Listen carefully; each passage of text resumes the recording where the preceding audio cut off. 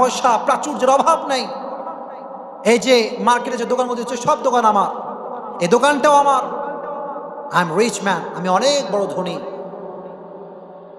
কিন্তু দুঃখের বিষয় হচ্ছে আমি একটা সুন্দরী মেয়েকে বিয়ে করেছিলাম, অসাধারণ দেখতে আমার ওয়াইফ, এত সুন্দর, অসাধারণ, মেঘে কালো কেশ, কাজল কালো চুল। আমার ওয়াইফের দিকে তাকালে প্রাণটা জুড়িয়ে যায়। সুন্দরী, গুণবতী, রূপবতী, অনন্যা, সুস্নিগ্ধা, অপ্সরী, সুহাসিনী, সুকেশিনী, সুভাষিনী, অসূর্যম্বস্যা, the most beautiful lady that I ever seen in my life. এত সুন্দরী wife, I can explain the beautiness of my wife. আমার ওয়াইফের যে সৌন্দর্যতা, যে বিউটিনেস, এটা আমি এক্সপ্লেইন করতে পারবো না।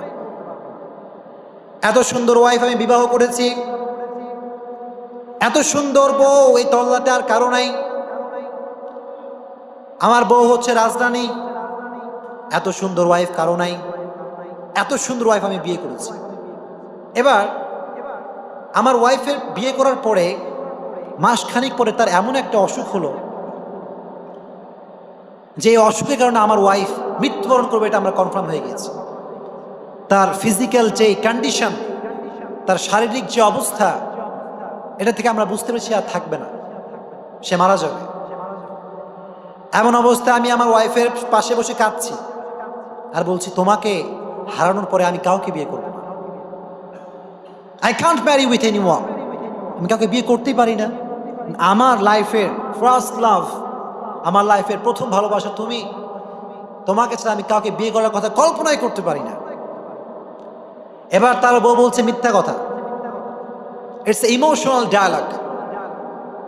আবেগী কথা কাজ হবে না। তুমি আবেগে পড়ে বলছো আমি মারা গেলে তোমার বিয়ে করতে 1 মাস দেরি লাগবে না। এখন বউ কয় যে আমি বিশ্বাস করি না, কিন্তু স্বামী এত প্রেশার তার উপর, সে বলছে বিশ্বাস আমায় করাতেই হবে, বিশ্বাস না করলে তো হবে না।